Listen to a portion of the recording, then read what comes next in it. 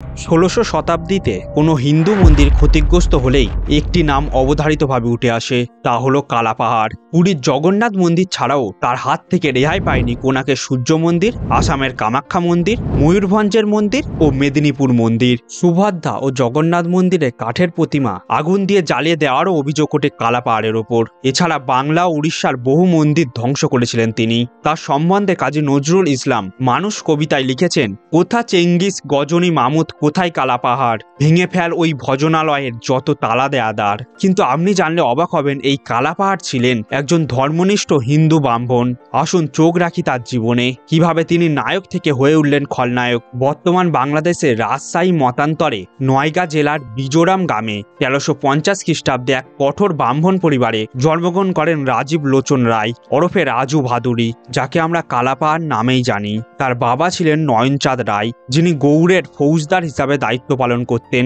রায় ছিল তাদের পারিবারিক উপাধি, পদবী ছিল ভাদুড়ী। অকালে নয়নচাঁদ মারা গেলে রাজু মায়ের কাছে লালিত পালিত হতে থাকেন। তিনি বিদ্বান ও বুদ্ধিমান ছিলেন। ব্যক্তিগত জীবনে রাজীব লোচন ছিলেন একজন ধর্মপ্রাণ হিন্দু। তিনি নিয়মিত বিষ্ণু পূজা করতেন।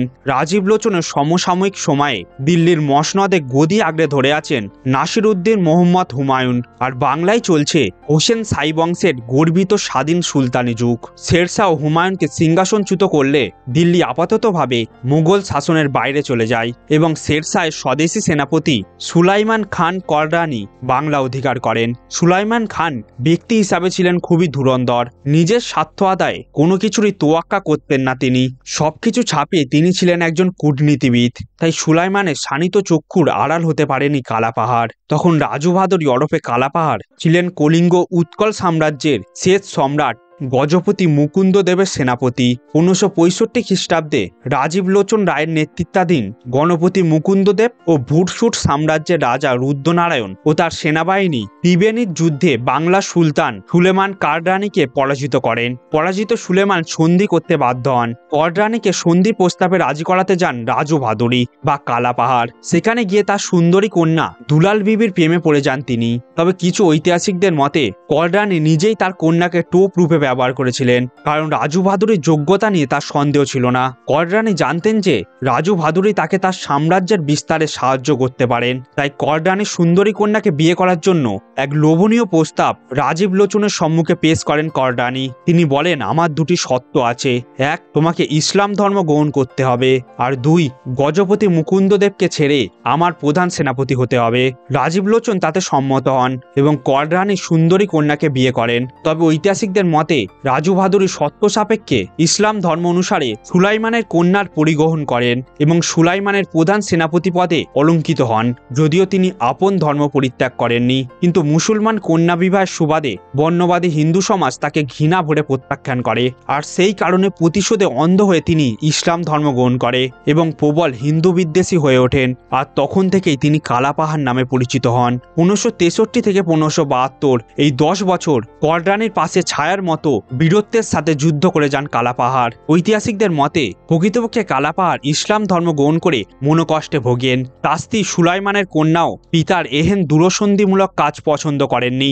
শেষ পর্যন্ত তিনি সিদ্ধান্ত নিলেন শুদ্ধি অনুষ্ঠানের মাধ্যমে আবার হিন্দু ধর্মে ফিরে যাবেন। পুরীর জগন্নাথ মন্দিরে শুদ্ধি অভিযানে অংশ নিতে তার স্ত্রীকে নিয়ে সেখানে গেলেন এককালের ধর্মপ্রাণ হিন্দু রাজীব লোচন রায়।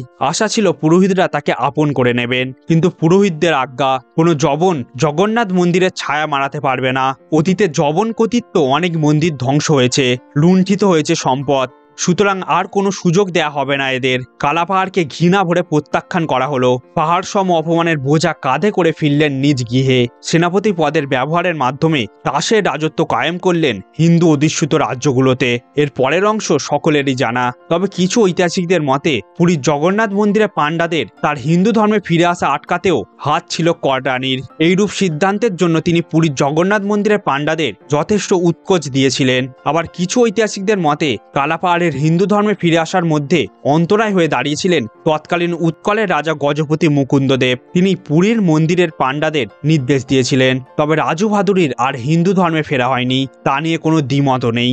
এই ঘটনার পরেই তার যে হিন্দু দেবালয় ও উচ্চ বর্ণের প্রতি তীব্র ঘৃণা ও বিদ্বেষের সৃষ্টি হয় তা নিয়েও ঐতিহাসিকদের মধ্যে কোনো দ্বিমত নেই। এরপরে আসাম থেকে উড়িষ্যা পর্যন্ত রাজ্য বিস্তার করেন কররানী। গৌড় থেকে রাজধানী টান্ডায় সরিয়ে নিয়ে যাওয়া হয়।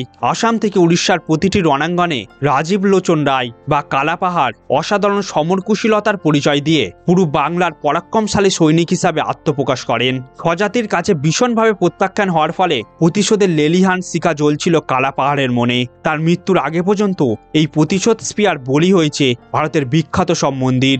ঘুরিয়ে চূর্ণ বিচূর্ণ করে দেওয়া হয়েছে শিল্প, সংস্কৃতি ও যাগযজ্ঞ। আসাম থেকে উড়িষ্যার খুব কম মন্দিরই রক্ষা পেয়েছে কালাপাহাড়ের গ্যাস থেকে। যে মন্দির থেকে হস্ততম হয়ে লজ্জার ঘানি নিয়ে ফিরে এসেছিলেন সেই পুরীর জগন্নাথ মন্দিরে তিনি এক তুলকালাম কাণ্ড ঘটান। 1968 সালে উড়িষ্যার বিজয়ে জগন্নাথ মন্দিরে ঢুকে গরুর চামড়ার ঢোল ও ঘণ্টা বাজিয়ে মন্দিরের ভেতরে এক ধরনের অনুনরণ সৃষ্টি করে। এতে উপস্থিত জনতা ভয় পেয়ে যায় এবং প্রতিমা উবড়ে ফেলে পায়ের তলায় পিষ্ট করে কালাপাহাড় তার অপমানের প্রতিশোধ নেন। এছাড়া ওই মন্দির থেকে অনেক ধনদৌলত তার হস্তগত হয়। পুরীর জগন্নাথ মন্দির ছাড়াও তার হাত থেকে রেহাই পায়নি কোনাকের সূর্য মন্দির, আসামের কামাখ্যা মন্দির, ময়ূরভঞ্জের মন্দির ও মেদিনীপুর মন্দির। জানা যায় কালাপাহাড় জগন্নাথ, বলভদ্র ও সুভদ্রার কাঠের প্রতিমা উবড়ে নিয়ে হুগলির নদীর তীরে আগুনে পুড়িয়ে দেন। কালাপাহাড়ের মন্দির আক্রমণের প্রক্রিয়াটি একটু অভিনব ছিল। তিনি গরুর চামড়ার বিশাল আকৃতির ঢোল আর পিতলের বড় বড় ঘণ্টা মন্দিরের ভেতরে ক্রমাগত বাজিয়ে তীব্র অনুনরণ তৈরি করার ব্যবস্থা করেছিলেন। সেই অনুনরণের তীব্রতায় প্রতিমাদের হাতগুলো খসে পড়ত। এতে উপস্থিত লোকজন হতভম্ব হয়ে পড়লে প্রতিমা উবড়ে ফেলা হতো। কালাপাহাড় মন্দির সমূলে ধ্বংস করার চেয়ে প্রতিমা ধ্বংস ও লুটপাটে বেশি আগ্রহী ছিলেন। মন্দির আক্রমণের শেষ পর্যায়ে কালাপাহাড় সম্বলপুরের মা সম্বলেশ্বরীর মন্দির আক্রমণ করতে সম্বলপুরের উপকণ্ঠে মহানদীর তীরে দুর্গাপল্লীতে উপস্থিত হন।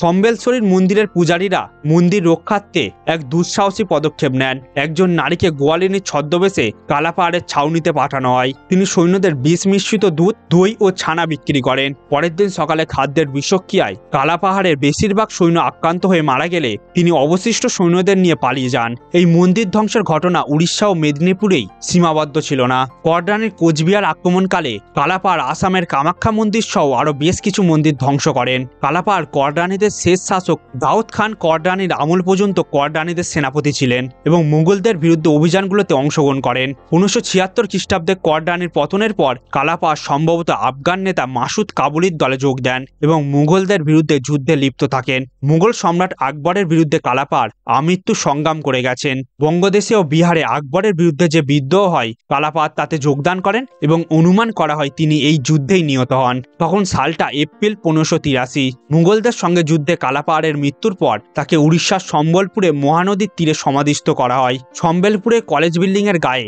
অসংখ্য সমাধি দেখে অনুমান করা হয় এগুলি কালাপাহাড়ের সহযোদ্ধাদের। তাই একদল উগ্র হিন্দুবাদীদের আক্রোশে 2006 সালে তার ধ্বংসপ্রাপ্ত হয়। বিখ্যাত সাহিত্যিক মতিলাল মজুমদার তার কালাপাহাড় কবিতায় লিখেছেন, শুনিস না ওই দিকে দিকে কাঁদে রক্ত পিশাচের পেটের দল, সম্ভুক যত নিশাচর করে জগৎ জুড়িয়া কি কোলাহল, দূর মশালের তপ্ত নিঃশ্বাসে ঘামিয়া উঠেছে গগনশিলা, ধরণীর বুকে থরথরি কাঁপে একই তাণ্ডব নিত্যলীলা, এতদিন পরে উঠিল কি আজ সুরাসুর জয়ী যুগাবতার, মানুষের পাপ করিতে মোচন, দেবতার হানি ভীম্ম পাহাড় কালাপাহাড়। ধন্যবাদ ভিডিওটি দেখার জন্য।